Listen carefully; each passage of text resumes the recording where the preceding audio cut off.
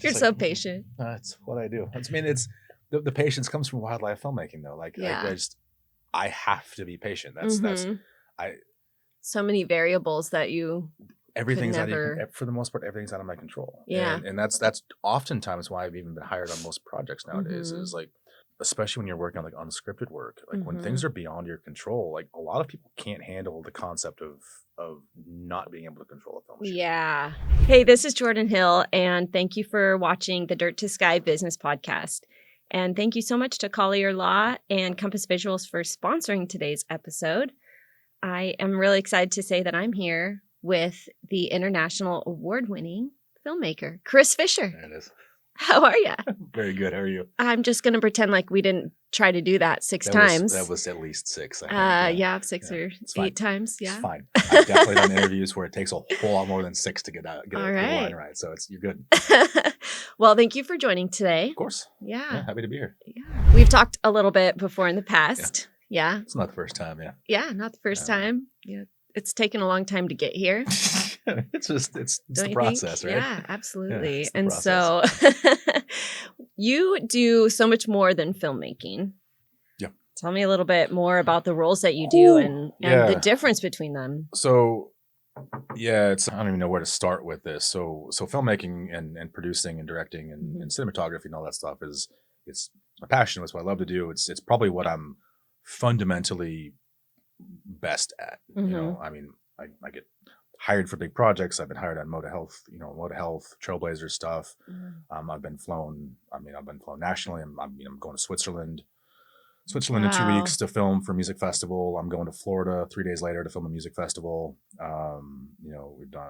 We just got featured on Heartland TV for a music video that I did. Oh my gosh. The one that we're doing right now is probably destined for Heartland TV or CMT or something like that. So I mean, like, that's incredible. The cinematography stuff, obviously, I get hired to do it. I do a lot of it. I do, camera work and directing and cinematography and all that. But there are a lot of facets to kind of like my specialty, my background that kind of open me up to a lot of different things.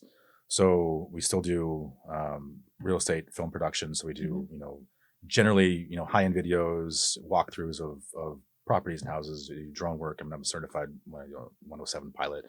I've been doing that for a long time with thousands of hours of flight time. So we do like the real estate stuff kind of as a business that we've just been having running for about 7 years now. Got it. Yeah. I have like my effectively freelance film production side. So all around project does documentary work. We do, just like shoot for hire, film for hire stuff, cinematography through that, directing stuff through that.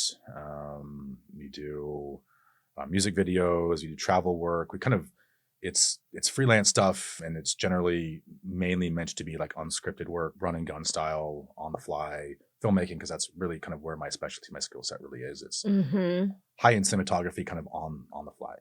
And then because of my background in finance and accounting and commercial real estate and all those things, I've actually recently taken a role as director of business development for Rushlight Agency.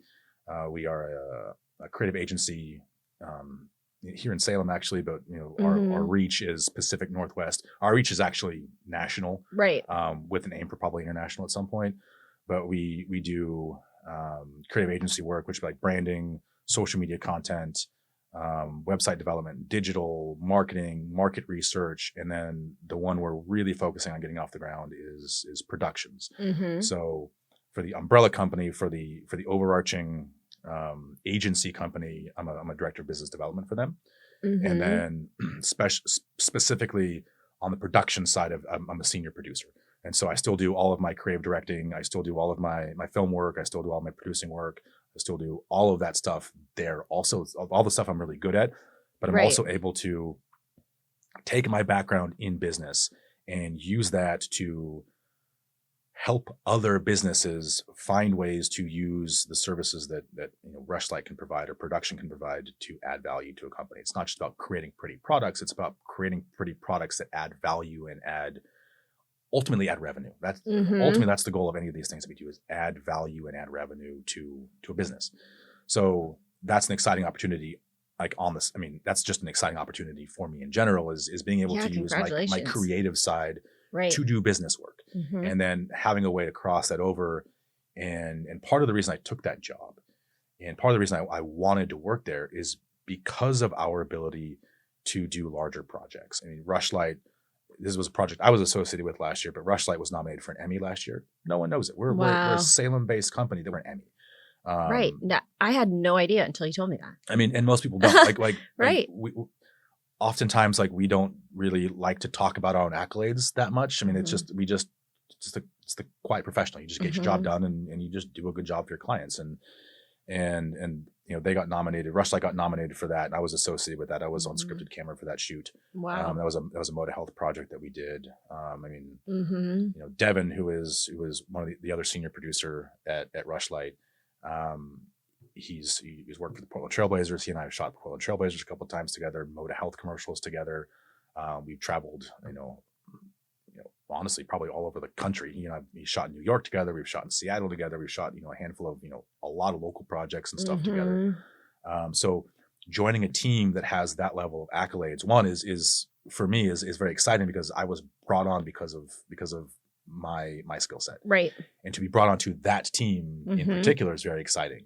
And then the fact that we are, you know, here local, we can work regional or international, but to have the level of skill and the level of professionalism that we have at this level, I mean, it's exciting and it's fun stuff. And, Yeah. I mean, I'm working on an edit right now. I'm working on our edit reel, and you know, we're editing stuff that, you know, we've shot with like Damian Lillard and CJ McCollum, and like we've shot stuff for, I think Katie Lang is on there, and like, so we have like these really cool like bits and pieces that, like, again, it's a Salem-based company, and we have these accolades, these things that we've done that are super cool and they're exciting and are kind of fun to work on and talk about. And then, so I'm rambling, as you know, I do tend to ramble. I am kind of curious because, and of course, there's listening to this podcast are business owners, entrepreneurs, and you are one of a kind on this podcast. We haven't had a filmmaker on this podcast, especially one like you. And you talked about how you have a background in finance and business, which is where you are now. It's a very good crossover. It's a very good crossover, yeah. But tell us a little bit about your background and why you switched it up to being a filmmaker. I love why? I mean, it's just it's like the origin story, right? Right. I mean, yeah. So I mean, I'm Salem born and raised. My dad was a CPA here in Salem, and so like I started doing base level accounting when I was a kid. I mean, like math was like my thing, and I went to graduate from the University of Oregon with a degree in accounting. Started working in accounting, and sorry, Dad, but I fucking hated it. Yeah, I just did not like accounting. You must have been good at it. You just didn't. I mean, I was okay. I won't sit there and say I was really good at it. I was mainly okay. Math is fine. Math is not a problem. It's I didn't enjoy the work. And math, so I went from accounting to commercial real estate. And in commercial real estate, I loved the work and I loved the finance and the math associated with it. So moving into that, like, I still use a lot of the same skill set. It's all math and finance based. It's all about return on investment. And so it's a little bit of a different step. You go from like helping clients solve problems to helping clients create value. Accounting was helping them solve problems, and you go to commercial real estate. It's about helping them add value to what they're purchasing and how they're doing it, how they analyze it. After a handful of years in commercial real estate, I had my CCIM, so certified commercial investment member. There's a couple of guys around town that have it. It's an accreditation, effectively delineating that you know how to analyze investment real estate. Got it. I enjoyed it, but at the end of the day, it still wasn't creative enough for where I felt like I needed to be. And in the midst of working at Sperry Van Ness, I actually went to Africa for the first time and on a photo shoot. And I came back from that trip. I'm like, fuck it. Creativity is filmmaking and photography is where I need to be. Right. And it may not be today, it may not be tomorrow, but I need to find a way to start moving myself in that direction. And I did not feel like I could really get there doing commercial real estate for whatever reason. I mean, the money was great, don't get me wrong, but it had a level of, you have to be here, you have to be doing, you have to.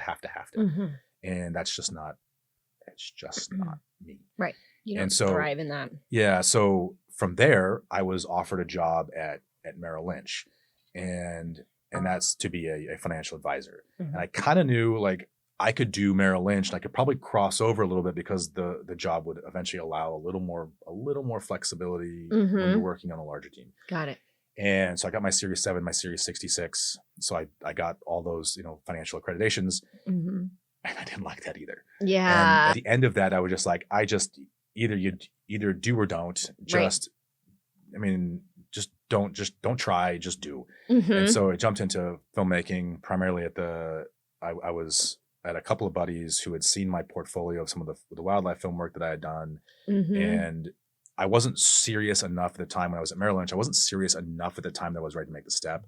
They found my portfolio. They started asking me to do some film work for them. And so they kind of pulled me in from Merrill Lynch and said, go do this. And so we did. And that's kind of where the process started. So it was all this finance dabbled with creativity. And now what's happened is we've gone from, it's all this creativity that dabbles into finance. And it seems kind of weird for a filmmaker or a cinematographer or whomever to say that there's finance in production, but there's a lot of financial decisions that have to be managed within a production. Whether it's a $1,000 shoot or a $100,000 day shoot, it doesn't matter. There's still math involved, and there's still math on the client's end that needs to be accounted for, and it needs to be discussed. And so it's this really interesting kind of flip flop of my skill set. But truly, like, I'm probably a better filmmaker than I ever was an accountant. I would 100% say. And even on the commercial real estate, and I mean, I was not a good I was a good financial advisor on the math side, but like it just wasn't where my passion was. And so now you have like this, I'm kind of focused on my passion, using all these skill sets in the background that I would say I'm quite good at the math side still. But I still get to do primarily the thing that I really love to do, which is production and filmmaking and cinematography and all that stuff. So I did have a question. I know that the kind of the team that pulled you in, and which that's great, gave you kind of a kick in the pants. It was a kick in the butt to just say, hey, look, you are probably good enough to really do this professionally. So that's kind of what happened. Were they your peers and you kind of self-taught, or were they the ones kind of showing you how to level up? Yeah, so a little bit of both. On the photography side, I'm 100% self-taught. Got it. It's just something that, I mean, I've read books, and I've ultimately, like, my level of self-teaching is I'm going to go out there, I'm going to shoot. I mean, in photography, it's you go take out 10,000 photos and you don't share a single. You'll take your first 10,000 photos, you don't share a single one of them because they're all terrible. And then you go shoot your next 10,000 photos and you decide which ones of those are worth talking about. And then you do the same thing again and again and again, and you start progressing that skill set along the way. And that's really how I started. It's trial and error. What works, what doesn't, what's aesthetically pleasing, what's not. Read books, become a student of the world of color and texture and composition and all of those things. And I've been doing that for 25 years. I mean, that side is like that cinematography and that like framing side is something that I've been doing for a really long time. It's the understanding of cameras and components and codec and color science and color management and editing that has been, I've figured out most of it on my own. But Devin Lyon, who is a really, really good friend of mine, and he's one of the senior producers over at Rushlight. He has been one of those guys I've always leaned on in the beginning to, how does this color science work? How does this codec work? How do we want to compress this file? What resolution should we shoot at? What lenses should we be using? Because that's ultimately, that makes such a big difference in the level of like cinematic production than most people have any idea. Most people just take a camera and they shoot. Even most filmmakers, at a certain level or around, and it's not a knock on them. You don't have that level of access to gear or understanding that, like, really the choices become lighting and where do you place your cameras and how do you set up your 3-point or your 6-point or your 8-point lighting setups? How do you manage a scene? And I started leaning on Devin pretty heavily in the beginning to answer a lot of those questions for me.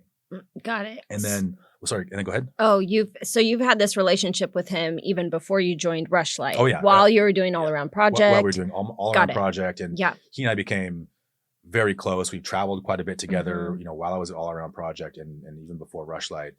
And he helped me learn those things. And we went from this, hey Devin, I have a question, to instead of having a question, we'd call each other and we'd have a conversation, because Right. maybe both of us don't know the specific answer to a certain thing. Like we were doing a shoot. I did a shoot in a stadium, and we didn't know how lighting would impact, how lighting refresh rate would impact a certain camera that we were using. And so we talked through the complexities of shooting in that particular environment, and where does the issue actually come from? And we backed into, this is a big aside, we backed into the concept of like, does the issue revolve around the individual like studio, like the individual stadium lights, or does the issue revolve around the ballast that controls the power to the stadium lights? And so we had this concept of like, how do we mitigate this issue for a production so that we can make the shoot look correct? And how do we do it the way we need to do it? Having that level, having someone who we can have that level of conversation, one, without any judgment, Right. but two, it's two peers trying to figure out how to make a production work. He wasn't associated with that shoot. We spent an hour on the phone issue of how do we do this particular thing, because he had an experience in that I hadn't had before. And he's called me on projects where it's like an unscripted, or like it's a more difficult setup, and he might have a question of how would you do this particular thing. And so we went from this, I have a lot of questions for Devin, to this back and forth that we just sort of began to have. And, whether it's my skill in color editing or whatever, or my skill set that, allows me to go, shoot in Africa or whatever, to this really good back and forth. And that's why he wanted to bring me on to work with them, is just that skill set has progressed over the last 7 or 8 years. And not that I was ever bad, but it's just like there's a level of understanding with camera work that you just have to fumble through, and you just have to have the experience behind you to kind of get to it. Right. When you are, and this is a question that does relate to many industries because it talks about both preparation and agility. But when you are, for example, something in sports or a music festival, how much prep work are you able to go in there before the event actually happens, or is it completely all wild? It really depends on the individual production. You want to control as many of those variables as you possibly can going into it. Like it's just, it's a matter of preparation.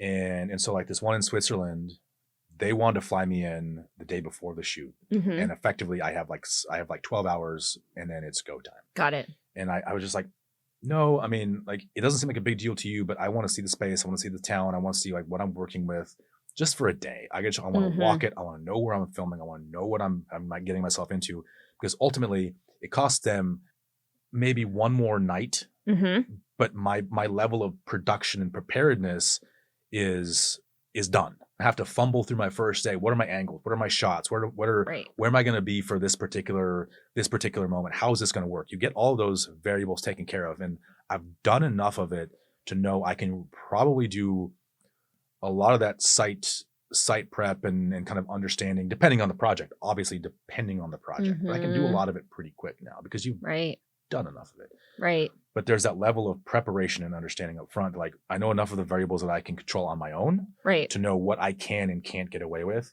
And then from there, you just need to know how much more time do I need on site? How much more preparation how many more questions do I have to ask the client before a shoot, especially before big shoots? And so much of what I've done is unscripted work anyway, that I'm used to really kind of being thrown to the wolves and having no, almost like no safety net. You just you go after it. Yeah. Like for example, like I shoot in Yellowstone. I try to shoot in Yellowstone every year or so. Just love Yellowstone. I do like a throwback to just some wildlife stuff and the stuff that I really enjoy doing. Yeah. And through that, I've met some really good filmmakers, and one of whom his name is Bob Landis, and if you see any wolf stuff that has been done in Yellowstone over the last 20 years, it's primarily all his. There's like Ronan Donovan and some other guys have done some stuff, but any stock content and anything that wasn't specifically like a individual person was probably done by Bob Landis.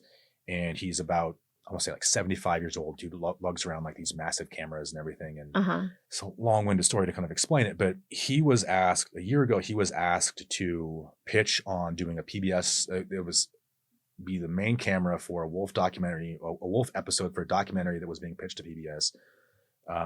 And he told the director no, I'm too old for this. This is not what I want to do.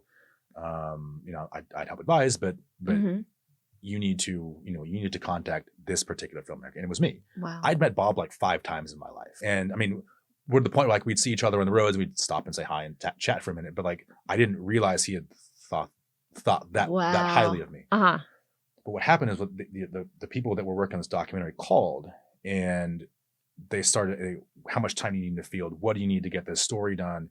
And for me, ultimately, like when you're looking at a wildlife production or unscripted production, it's math.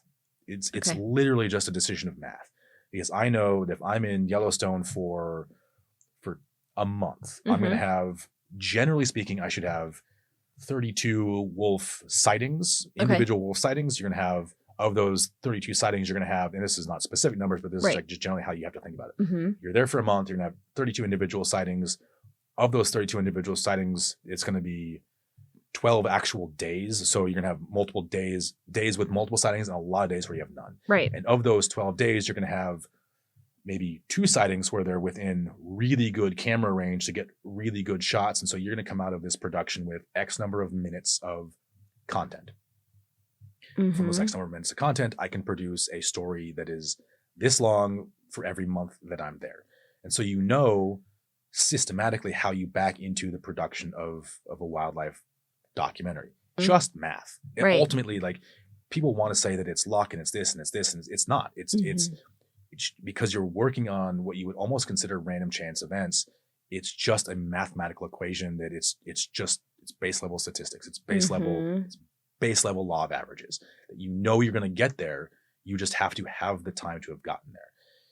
And an answer for the concept of the preparation goes in up front, but you have to be able to roll with the punches once you're in country. Once you're doing the thing, you have to understand that your math is going to average out. Your time is going to average out. These things are going to work the way they're supposed to, but it's a concept of the preparation has to go in up front. If I were to go into a shoot in Yellowstone and say, in 2 weeks, I'm going to get, 45 minutes of wolf close up, you might get it. You might absolutely get it. Right.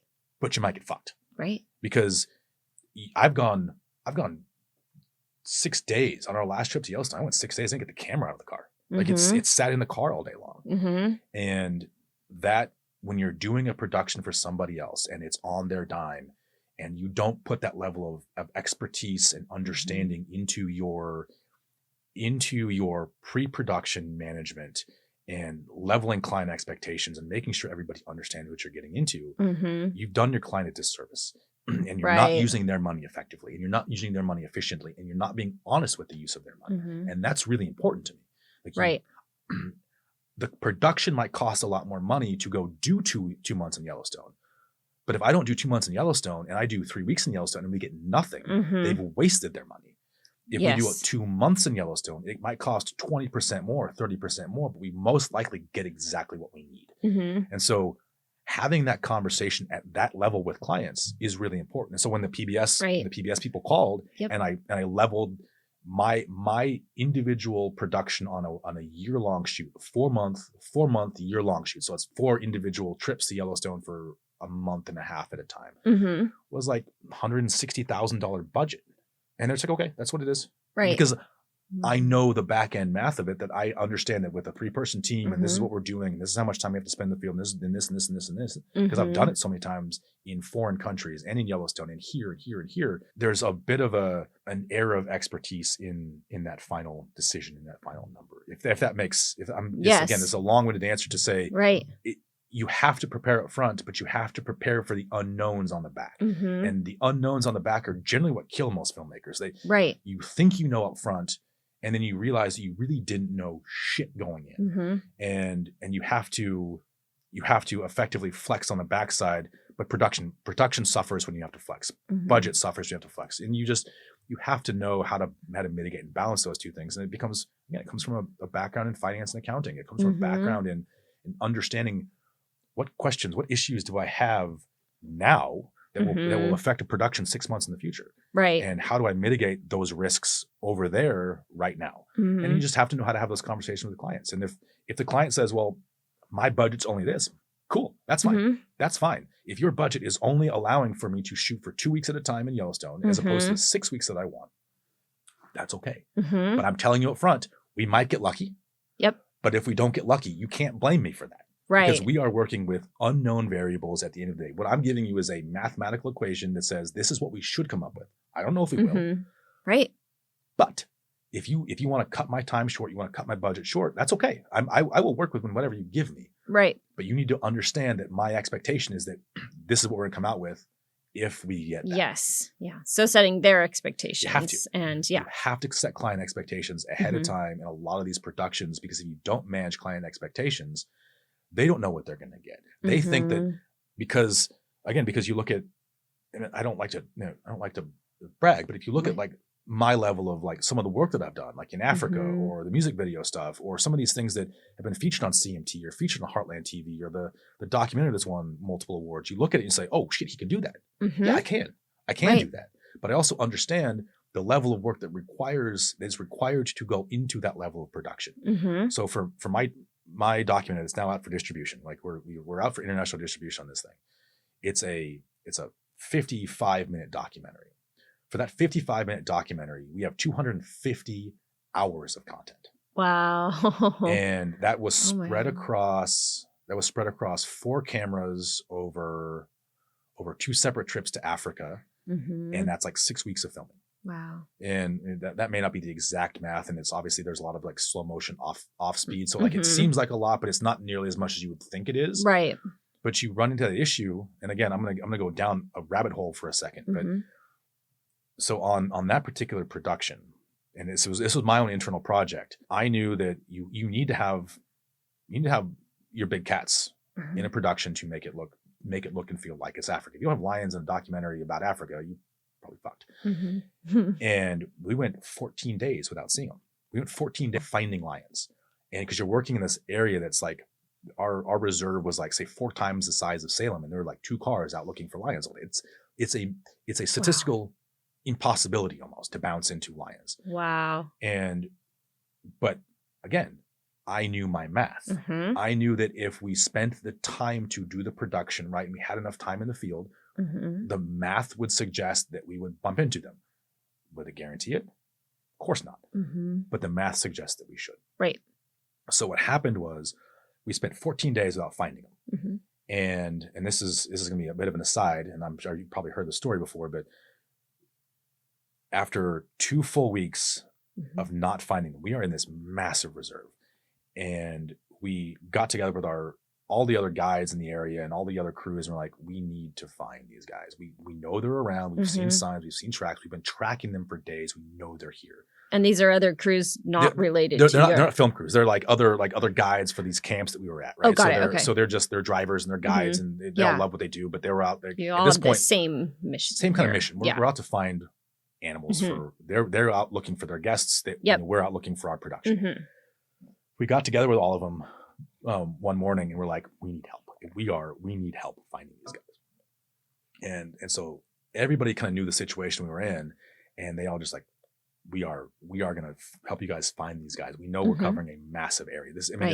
Our reserve was like, literally, it's like 4 times the size of Salem. It's huge. God. It's huge. Yeah. And it's barren, and it's really tough to find things. And so everybody just like, they fanned out. And we had the lions within 6 hours because we planned for how they would work, but no one knows where they came from.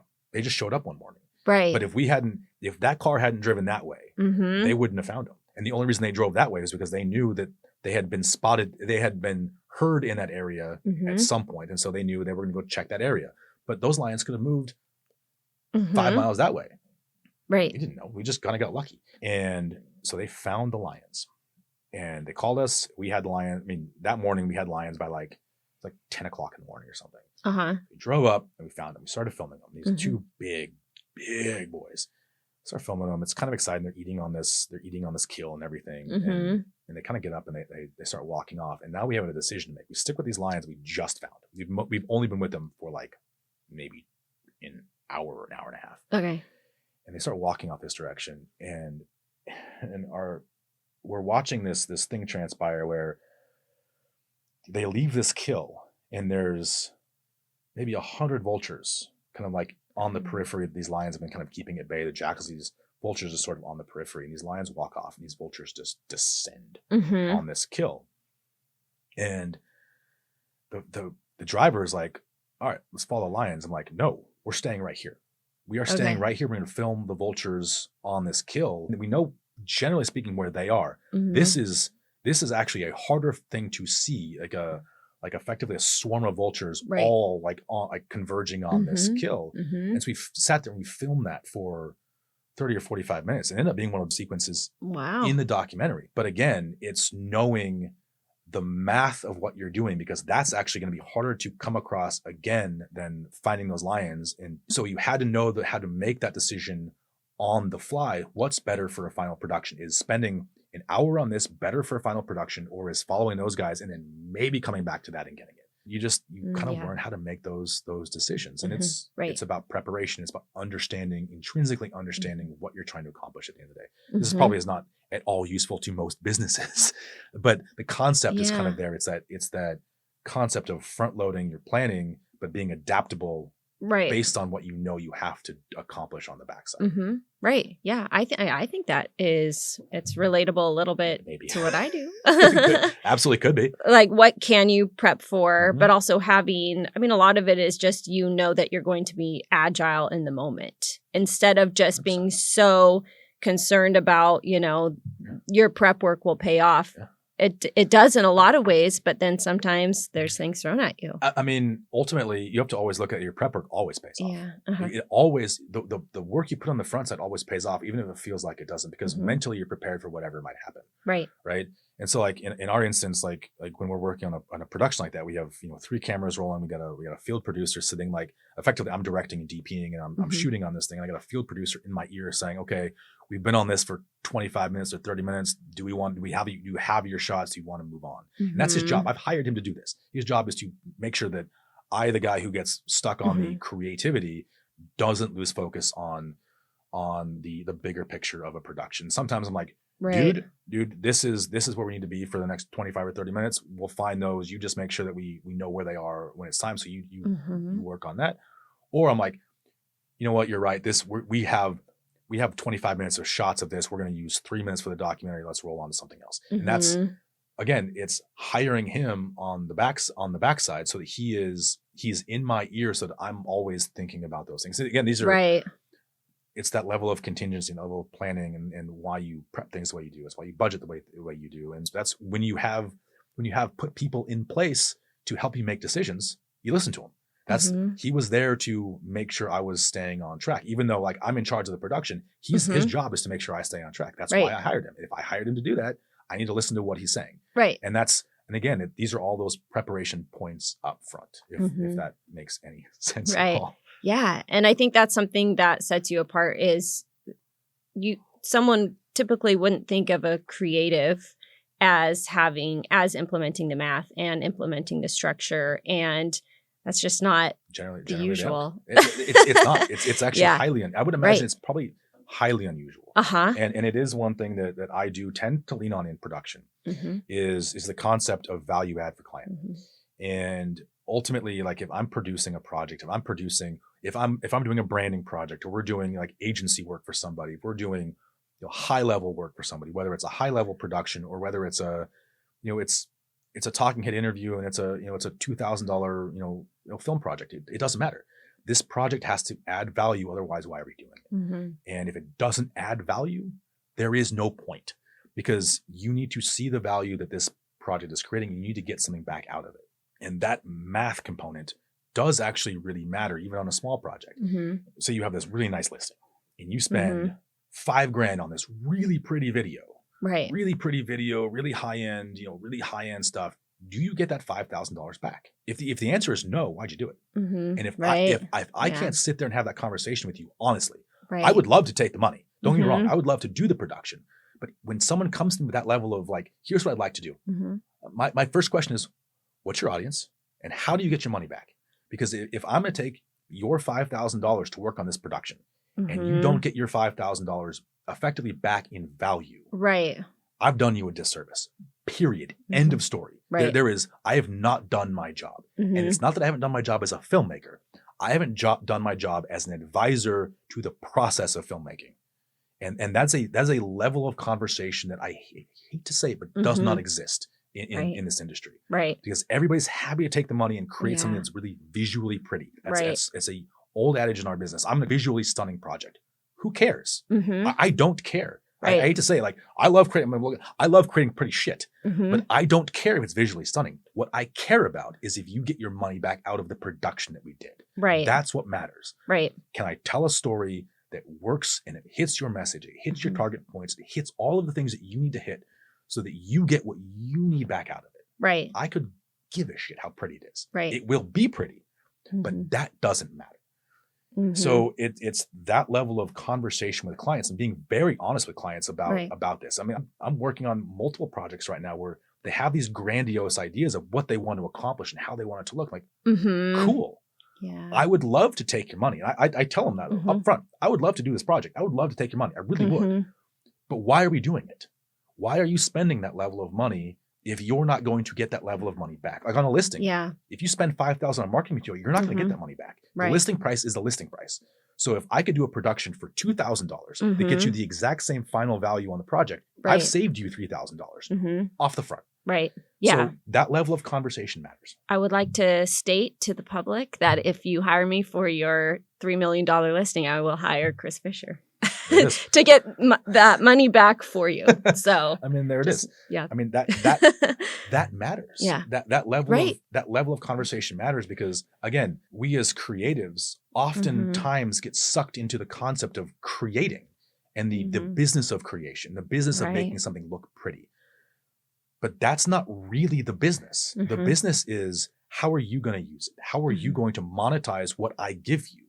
And if it doesn't monetize correctly, if it doesn't hit the right price point, I've done you a disservice as a creative. I've done you a disservice as a business person. I've done you a disservice as myself, understanding the components of what we're trying to accomplish. That's why the first thing I always ask, it doesn't matter if it's a real estate listing or an NGO project or you know, a brand or a commercial, whatever. Who's your target audience?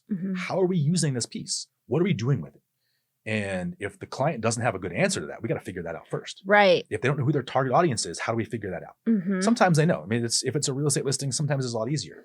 But we oftentimes have been crafting, especially commercial real estate projects, we've been tailoring to industries. We've been tailoring them to specific potential tenants. Right. And if that message isn't crafted up front, and I don't ask those questions up front, you create this generalized project that is okay. But if we can create a specialized project that costs sometimes the same, sometimes it costs less, you create a specialized project, we get the job done faster. We get the message out there faster. We strengthen the overall piece and everybody's happy. Right. And that's ultimately, that's the point. Right. It sounds like whoever's doing the hiring of the creative individual or company, here's the project, I'll pay you for the project, and then they create the project and that's it. Whereas you are saying, okay, but who are you trying to reach? What's your purpose? Who's your audience? And making them analyze really the big picture. That's 100% right. You have to make them analyze the big picture. My job is not necessarily to analyze their big picture. My job is to make them analyze their big picture. It's not who they're going after, are not my clients. My client is you. My client is the person creating the production. Right. They have a client and a target audience that they have to hit with their production. I need to know what that is before I start on my side. I need to know what their goals are in a project before I start on my side. Oftentimes what happens is you get a phone call, and I'm sure real estate agents do this. Everybody does this. You call up a filmmaker, you call up your regular photographer, your filmmaker, and you say, hey, look, I got this cool listing. I want to do this, or I want to do this, or like, I got this idea for like this video. I want to do this. Could you guys do that for me? Cool. Yeah, of course I could. But why are we doing it? And most I don't believe most filmmakers take that level of understanding of like, why are we doing it? Like, what is the point of doing this? What is the point of creating this particular piece? Sure, you have the budget available for it. That's great. Fine. If you really just want to do it, fine. But if you don't have an end goal in mind, that thing is going to sit on a hard drive, or it's going to sit on Vimeo, or it's going to sit on YouTube with no views.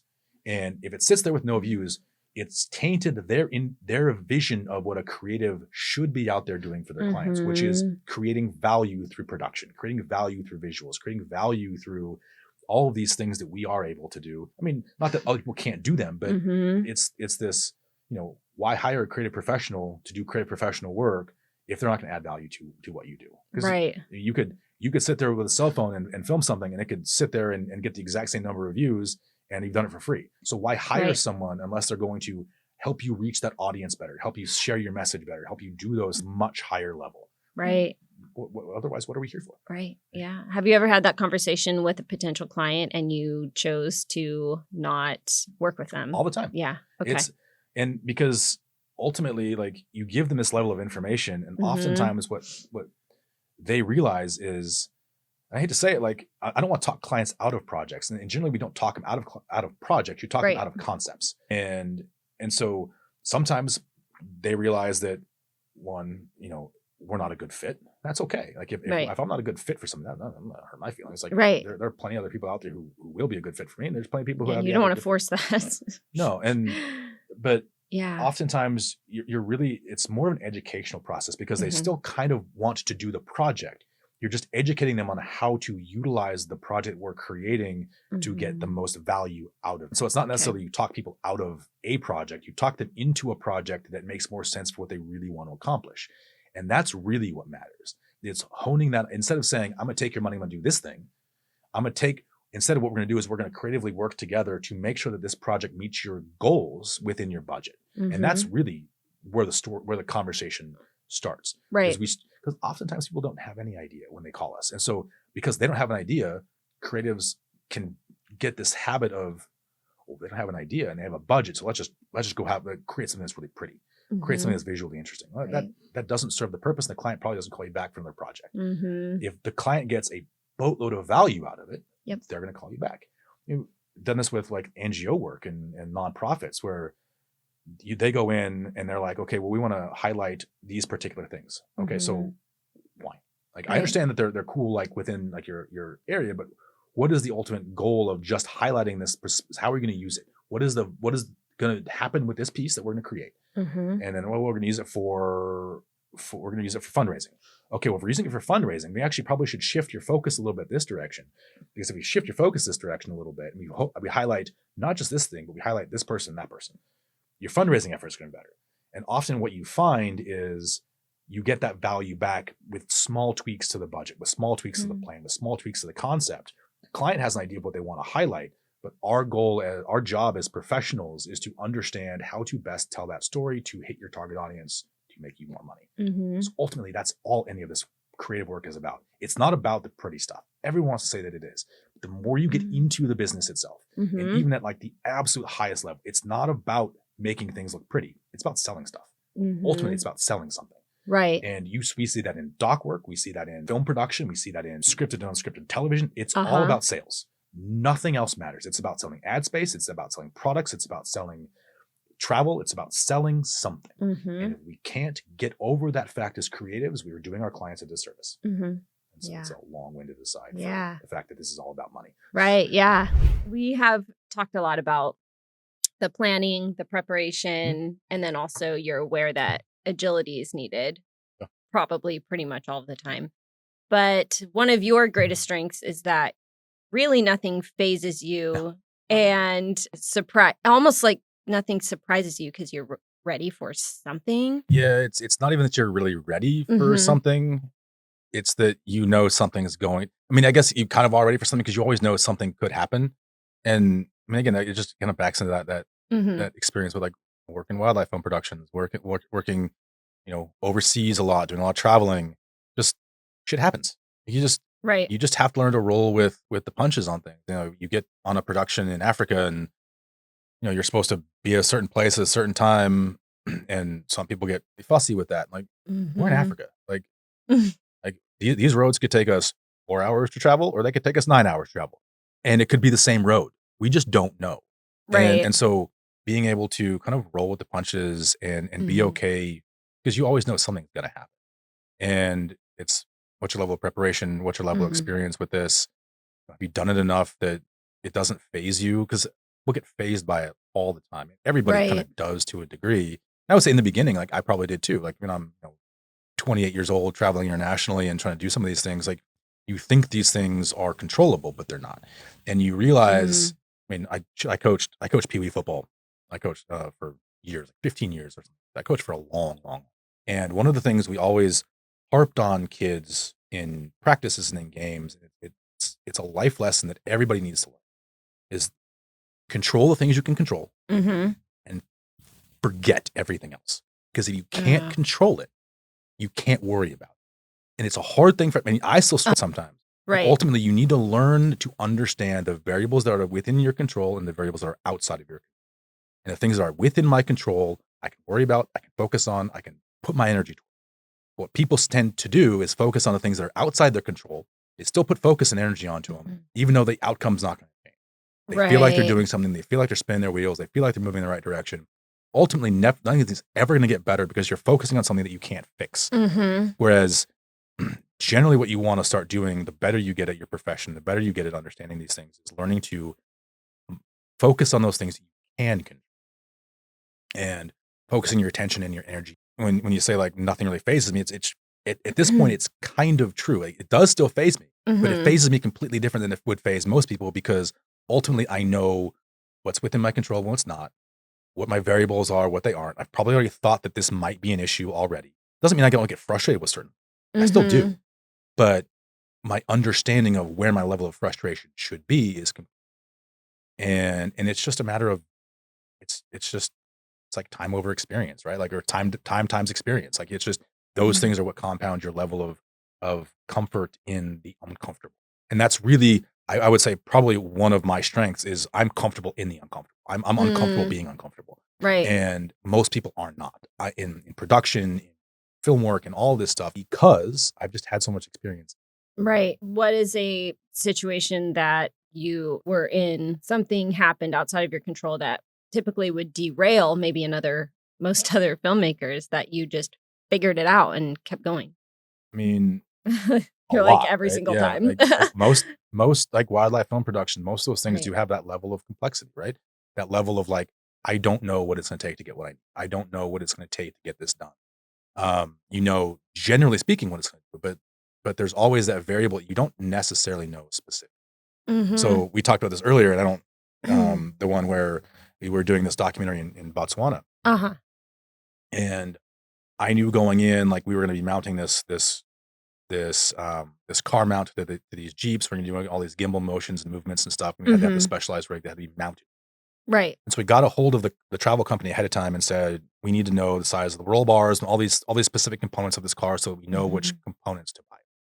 They sent us all the information on the sizes of the components. And so we ordered components based on the sizes that they had sent us. But I also knew that there was a very good chance that the car that we were end up being sent was a different car with different specs. And when we got there, that's exactly what happened. Right. They sent us a different car that didn't have the same grills and roll bars and all those things.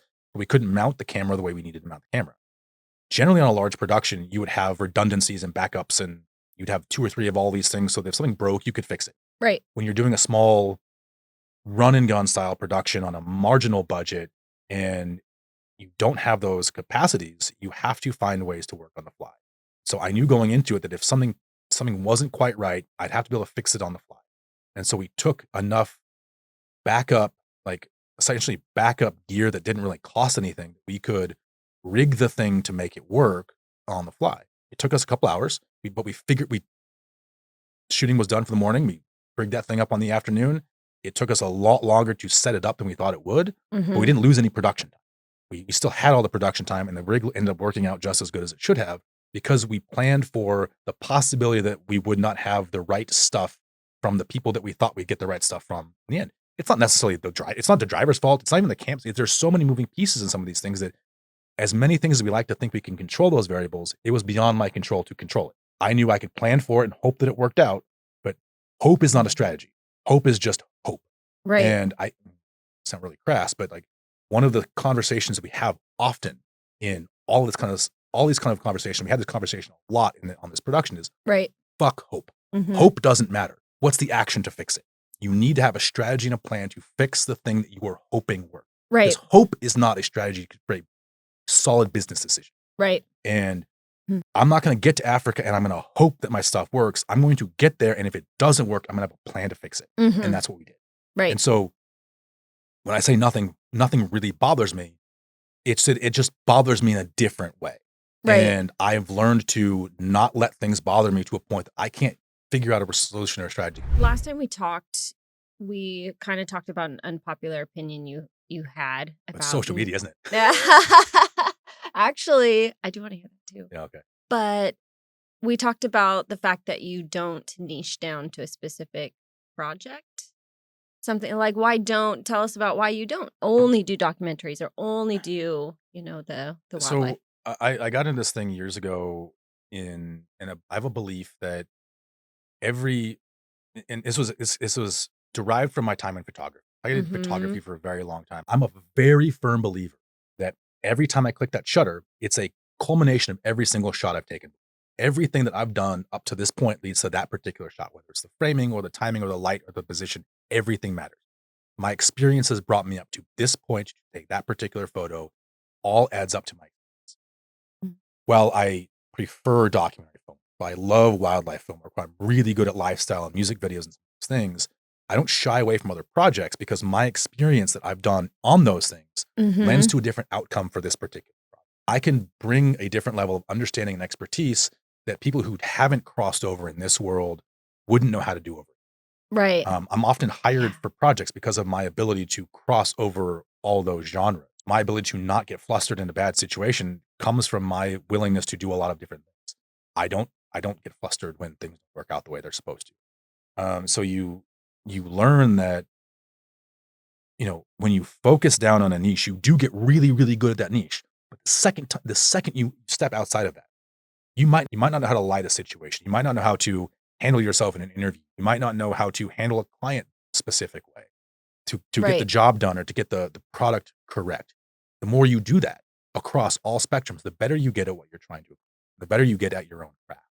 And again, while I'm good at specific things, and I will always tell my clients, I am better at this than this. I can do this. I would prefer that I brought somebody on to do that. I don't ever want to shy away from taking a project as long as I think I can add value to it. And that's a lot of what that comes down to is, it's the general, the being a specialist in this world has some merit. Don't get me wrong, it has some merit. Right. But it doesn't, in my mind, you're almost pigeonholing yourself a little bit too much in that world because film is film is film. A camera and a lens and the decision making I can make behind a camera, whether it's, a wolf or a lion, or I'm doing an interview, or I'm doing, a run and gun shoot for a documentary, or it's a music video. My job is framing, camera, lighting, angles, and then the math behind finance and business decisions. So why wouldn't I want to lend my expertise to as many different genres and areas as long as it's within my comfort zone? If it's outside my comfort zone, the big thing is if it's outside my comfort zone, I bring the people on, or I work with people who can do that. Like Devin, for example, is a phenomenal scripted director. That is what he does. He does scripted work Trailblazers, Moda Health. He does big level production on that level of work. So if that level of work came in, I can film it. I can help DP it. I can help light it. I can help do all of those things. But I need someone who has that level of expertise. I'm going to bring him on to do it. I'm not afraid to take the project. But what I wouldn't do is take the project and not know how to get it done. I have to make sure I can also get that project done. That makes sense. Right. Yeah. It's that combination of knowing that all of those experiences make me better and make me better at what I do, and especially make me better at like the things that I really like to do. I mean, I'm good at wildlife filmmaking. I'm good at run and gun doc style. I'm good at lifestyle work. I'm good at branding. But all of those things make me good at other things too, and all those things that I cross over on this side, I can do over here too. Right. So they all make me better at what I'm trying to accomplish, which is better work for my clients. Right. What you mentioned another unpopular opinion you had. What is that? Let's go. I mean, I think the social media world that we live in right now is a difficult, and the way that like content production, media production is moving is not necessarily bad, but it also is. And with everyone's access to a phone, don't get me wrong, I have nothing against what's happening, but I live in a different world than cell phone videos. I live in a different world than a selfie video where you're pointing the camera at yourself and you're talking. We talked about this last time. Right. This concept of, I'm going to create a bunch of selfie videos that talk about how good of a filmmaker I am. if my film work doesn't stand up to winning work, like why would anyone hire me? So Mm-hmm. I don't look at saying I do a bunch of cell phone videos. I do a bunch of these one-off like little like puff pieces on whatever it is, and it's me talking to the camera, and I'm kind of talking about myself, and I'm also sort of talking about this business, but it's kind of all about me because I'm on camera. Mm-hmm. That's not selling my skill set. That's just selling me on a camera. And Right. oftentimes what we see in our industry is people do that. Mm-hmm. Clients see it. They think that that person should be able to create a level of work that meets their needs. Really, that person is very good at is talking to a camera. They're not necessarily good at lighting and direction and Right. really at storytelling. All of those things end up suffering. They get hired to do a project, and now a client has a sour taste in their mouth because they hired someone who doesn't really understand marketing. They understand marketing for their particular Right. brand, but they don't understand marketing for the client. Big difference between the two. When I do a cell phone video, I'm marketing me. When I do a selfie video, I'm marketing me. Right. I'm not marketing my clients. My job is to market my clients, not myself. And that's why I personally do not like them. I don't like doing selfie videos. I don't like being on camera because my job is to make my clients look good, not make me look good, making my clients look good. About my clients. It's about doing the right job for them. And ultimately, again, my work has to stand on its own. My work has to get the job done without my face being on it. And that's the point that I always try to make when it comes to social media. I'm not against social media. There's a value to it. Right. But even if you look at my social media profile, my account, it's about the work that I've done, not about me being on camera. Oh, look at all the cool stuff that I'm doing.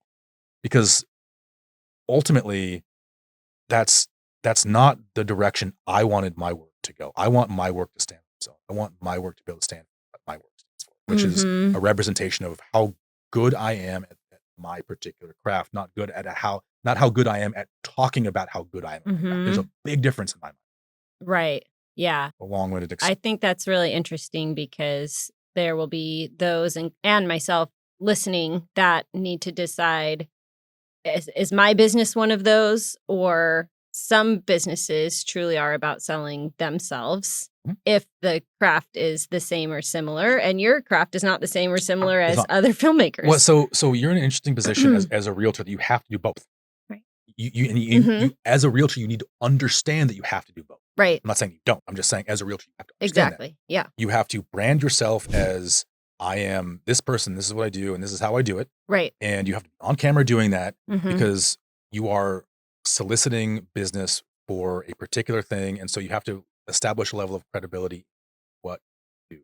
Right. That's being personable and being and then you have the responsibility of selling your clients. Right. Now, not that I don't have the same level of responsibility, but selling to my clients is a lot more about how does my content look? How does my direction look? It's not about me talking to the camera about how good I am. It's me showcasing my level of work off camera because I am not on camera. My job is behind the camera. My job is the technical. My job is the story. My job is all of those other things. So that has to come across in everything I put forward. If I'm just on camera talking, you don't necessarily know if I'm actually really good with a camera or not. You don't. You have no idea. If every one of my videos was, hey, look I'm on this set right here and I'm doing this, but I never show you what I actually accomplished and what I actually produced, like you as the client might think that I'm good at it. Right. But you have no empirical evidence that I actually am. Right. And so I tended to lean on the empirical evidence that I am good at what I do. It's the international awards. It's the I'm hired to do this. I'm brought in to do that. Those things are what matter to my clients, who I've worked with, what we work on, the project levels the stories that we're able to tell. That's actually what matters in my opinion, matters to my clients, not how good I am at talking about how good I am. Right. I don't like talking about how good. I don't. I like talking about the stuff that I get to do. Right. But as a realtor and some of these businesses, you have to learn to separate the two because you have to be able to do both. And your job is not a visual job. Your job is a personal job. Your job is understanding that you're marketing yourself, but you're also marketing clients. Now, there is a secondary component to that you can say, my brand is not me. My brand is marketing my clients. You can lean into, I'm not the best at marketing myself, but I'm the best at marketing my clients. Right. And some brokers do lean heavily into that, where they spend all their time and all their marketing resources into marketing their clients' properties because that's what they believe their brand is best at. Some brokers lean very heavily into me, drive. Not that that's a wrong. I'm not saying that me is not a bad drive, because it drives eyeballs to a particular brand. You have to figure out where your brand, Right. and again, this is why these conversations matter. It's as if I Mm-hmm. was being brought into film work for you. That's one of the first things I like to ask is, are we doing a marketing video for a project, marketing video for you, Right. or are we doing a crossover? Right. Because we have to craft those stories specifically because I can do all three of those things in one video. I Mm-hmm. can. But I need to know what you want to get out of it and what your particular brand is and how your brand operates to make sure I craft that story properly for your brand. That's about Mm-hmm. branding. And oftentimes you don't see that level of conversation back and Mm-hmm. and Yeah. social media is not great at the distinction between personal brand Right. and expertise Right. because those two things don't always cross over. And social Right. media, I hate to say it, everybody has a cell phone. Mm-hmm. So everybody wants to be a content creator. Everybody wants to be behind the camera. Everybody wants to, get that popularity. I mean, the amount of like people who just think they can have a YouTube channel or try to, create social channels and try to do marketing and branding for people, it's almost becomes overwhelming for clients. Mm-hmm. Um, the issue you kind of run into, and you're going to start seeing, I truly believe you're going to start seeing is everybody can do a cell phone. You Right. can do a cell phone video. You can do a cell phone video. I can do one if I want to. Anyone with a cell phone can do a cell phone video. They can all Mm-hmm. post that online. At a certain point, the market becomes saturated with garbage. Mm-hmm. Not that all of them are garbage, but they become saturated with garbage because everyone can do it. And so, how do you rise above the noise? You Mm-hmm. rise above the noise by stepping up your level of production. Right. And the only way to step up your level of production is work with professionals who step up your level of production. You as a broker cannot do the same level of production that I could do. You could probably get fairly close sometimes, but you can't do the same level of production because my Right. experience is around that level of production. Right. So it's as we become more and more saturated with social media garbage, you will start to see the elevation of projects moving up and up and up. And Mm-hmm. so to elevate the brand, you have to elevate the concept. You have to elevate the project. You have to elevate your level of production. You have to elevate your audio, your video, your visuals, your story. All those things have to start elevating Right. because you have to be able to rise above the noise.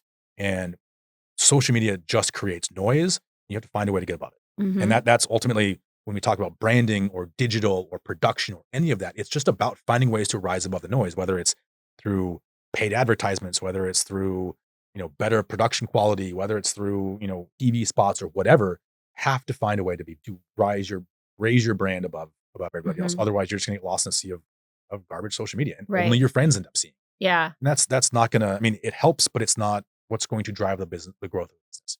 Right. Have you found that with the way social media is now, have you found that your potential clients are looking there first? It really depends. I mean, I think you have to have a social presence. And so oftentimes what we look at is like, how can we cross over content? How can we create cinematic beauty? How can we create something that tells a good story, tells a good visual, but we're also crossing over enough that they can create, or we can create some social posts on top of that kind of continue to Mm-hmm. elevate that brand. It's about when we do a production, when I look at a lot of the productions that we're doing that are probably typically unscripted, because scripted productions are very regimented. If we're doing a TV commercial, it's a TV. Mm-hmm. If you're doing like a spot for Trailblazers or whomever, right? Like you are very specific in what you're trying to accomplish. Mm-hmm. You don't have the flexibility to do a lot of crossover. But if you're working with a small local brand that wants to do like a testimonial and like a video on, a spotlight on the owner and maybe one of their employees and then a testimony, you film all those things and then you find ways to, while you're doing that particular shoot, to cross over with social media content also. So they get a little bit of everything that they need in a single production. And Mm-hmm. it's a value add to them because you're not just doing one production. They're only paying for one day of shooting. They're paying a little extra editing on the backside. Mm-hmm. It saves them a lot of money. But Right. again, these are the conversations that have to come in on the pre-production side before we have any conversation.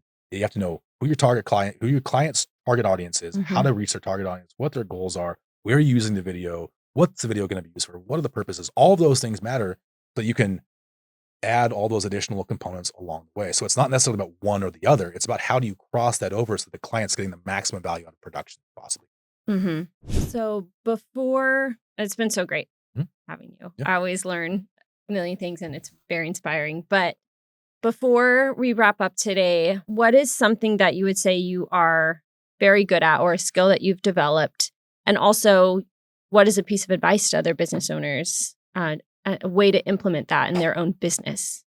I mean, like we touched on it quite a bit. It's just Right. like that concept of learning to think through the variables of what could happen Mhm. and what can you control moving forward, what can't you, Right. and learning to focus your efforts on the things that you really can control. And when those things arise, if those things arise, Mhm. how are you going to control them? Mhm. And that level of pre-product, we call it pre-production planning, right? But Mhm. it's any business can go through that with forward looking for top projects or taking on anything. You just, what are those things that might come up and how do we mitigate those?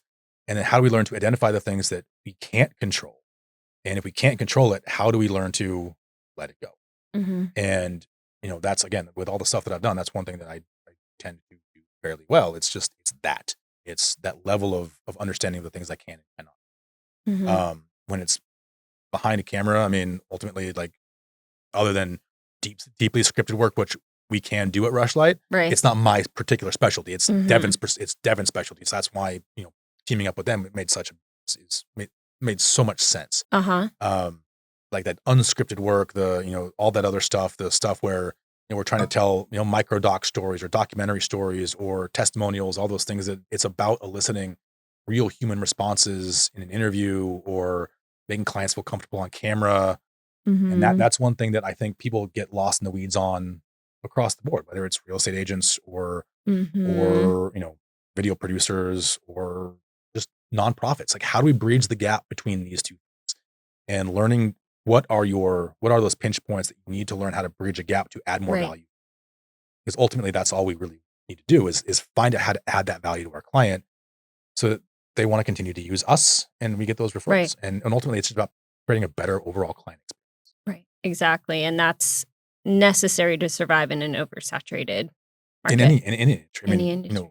whether Right. it's mortgage, mortgage lending, whether it's real estate agents or video production or photography, anything. You have to learn to bridge those gaps. And how do you create that value for your client that most other people aren't putting the time and effort into creating? And Mhm. then once you learn how to create that, that is now your brand. And that's how you push yourself. I mean, obviously, like the bridge between finance and creativity is a lot of what my brand is. It's Mhm. how do we bridge that gap between creating something of value that creates revenue or creates eyeballs that create value or creates that brand value.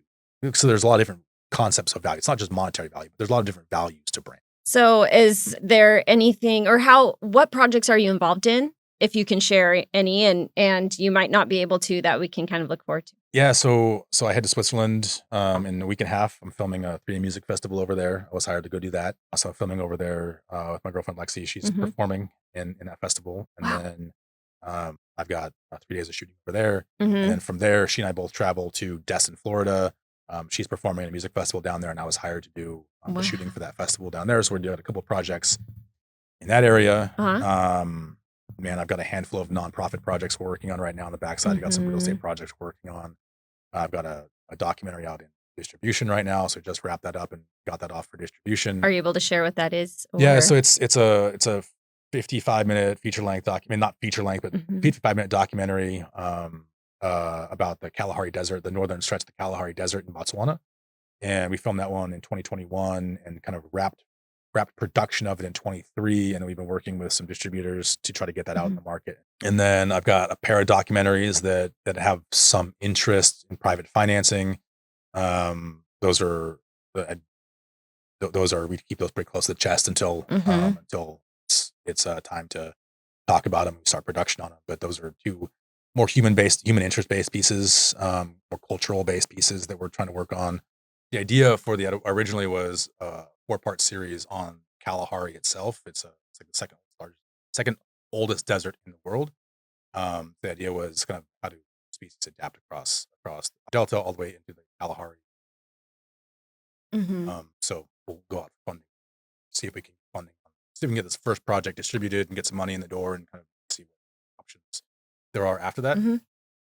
And I had talking about the other two documentaries, like kind of the human interest pieces that we're working on too. Those are both really fun projects. You know, somewhat started both of those, but productions really require a lot of planning. Right. Um, and other than that, it's It's just stuff that comes in, working with clients on projects, helping Mhm. people tell stories and helping people like share their brand or get their message across, or fundraising videos or highlight videos. Just everything kind of runs. Mhm. I'm not like a freelance filmmaker for BBC or Nat Geo, where Mhm. like that's pretty much what we do, wildlife film production down here. So I cross over different species. Mhm. So Yeah.